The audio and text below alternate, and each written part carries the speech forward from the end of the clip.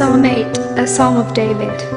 O Lord, our Lord, how excellent is your name in all the earth, who have set your glory above the heavens. Out of the mouth of babes and nursing infants you have ordained strength because of your enemies, that you may silence the enemy and the avenger.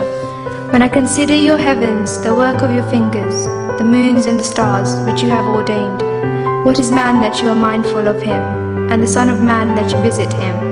For you have made him a little lower than the angels, and you have crowned him with glory and honor. You have made him to have dominion over the works of your hands.